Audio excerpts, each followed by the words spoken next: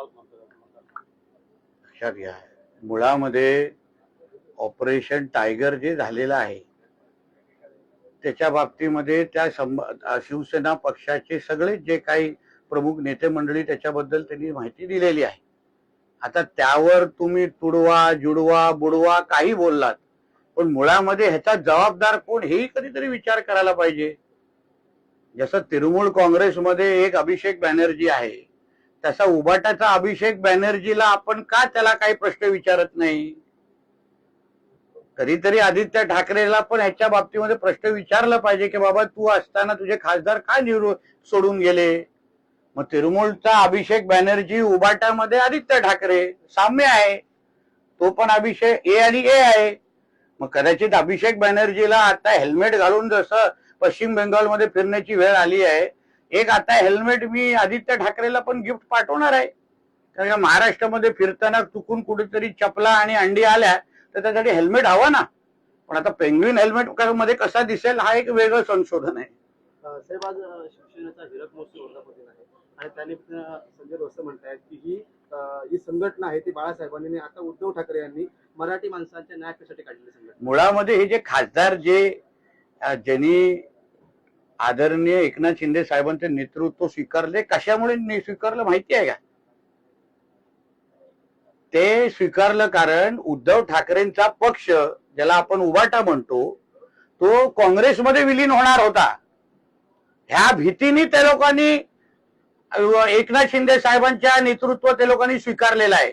म्हणजे मूळ बाळासाहेबांचा विचार जे काँग्रेसच्या विरोधी विचार होते, मी माझ्या शिवसेनेचं कधीच काँग्रेस व्हायला देणार नाही, नाहीतर मी माझं दुकान बंद करून, असं बोलणारे आमचे हिंदू हृदय सम्राट बाळासाहेब ठाकरे ह्या सगळ्या विचाराला तिलांजली देऊन उद्धव ठाकरे जेव्हा काँग्रेसमध्ये विलीन होण्याचा विचार करत होते, मी तर हेही ऐकलं आदित्य ठाकरे आणि राहुल गांधीच्या ह्या बाबतीमध्ये बैठका पण झालेल्या. आदित्य ठाकरेंना काँग्रेसच्या राष्ट्रीय सरचिटणीस बनवण्याचा पण प्रस्ताव आलेला, हेही माझ्या कानावर आहे. एवढं सगळं काँग्रेसमध्ये विलीन होऊन मूळ बाळासाहेबांचेच विचार अगर बुडवायचे ना असतील तर मग खासदार राहणार कशाला? कसले बाळासाहेबांच्या विचारबद्दल संजय राजाराम राऊत बोलतायत? तुम्ही काँग्रेसमध्येच विलीन होणार होता तर याच्यापेक्षा नेहरू गांधींचं गोडवे गावा ना. बाळासाहेबांचे गाव कशाला घाताय तुम्ही? त्यांच्यात तर विलीन होणार होतात. एका खासदाराची किंमत 85 कोटी रुपये ठरवण्यात आली असं रोहित पवार. असं आहे की आता शेमड्यासारखे हे महाविकास आघाडी काही बोलले त्याला काही अर्थ नाहीये. मुळामध्ये तुमच्या त्या आमच्या महाराष्ट्र व्हर्जन ऑफ अभिषेक बॅनर्जीला आवरलं पाहिजे होतं. मग हे सगळे आरोप करायची वेळ आली नाही असती. जे हिंदुत्वादी विचारावर तयार झालेले हे सगळे मूळ शिवसैनिक, त्यांनाही जेव्हा बघितलं की हे काँग्रेस विचाराला स्वीकारणारे लोक आहेत, जिहादला स्वीकारणारे आहेत, हिंदुत्व विरोधी भूमिका घेणारे लोक आहेत, म्हणून तर ते लोक पुढे गेलेले. कधी कधी पैशांच्या पलीकडे विचार पण महत्वाचे असतात. हे त्या रोहित पवारला कळणार नाही. तो लहान आहे अजून, शरीराने मोठं झालं म्हणजे मोठा होता असं लिहित नाही कुठे. देवेंद्र फडणवीस यांनी गद्दारांच्या रक्षणासाठी पोलीस लावले आहेत, हा जनतेच्या पैशाचा अवमान आहे संजय राऊत. हा, म्हणून उद्धव ठाकरेंनी लवकरात लवकर संरक्षण सोडावं. त्यांनीच आहे ना गद्दारांच्या संरक्षणासाठी पोलीस लावले, तर उद्धव ठाकरेला कशाला संरक्षण दिलेलं आहे? आदित्य ठाकरेला तर त्यांनी पण संरक्षण. महाराष्ट्राचा सर्वात मोठा गद्दार मातोश्रीच्या तिसऱ्या माळ्यावरच बसतात. शिंदेच्या शिवसेनेवर टीका करताना संजय राऊत असं म्हणतात की त्यांचा जन्म कधी झाला हे अमित शहाना विचारलं पाहिजे. आणि मग संजय राऊतांचा राजकीय जन्म कधी झाला हे कोणाला विचारलं पाहिजे? की तो राजकीय लावारीस आहे?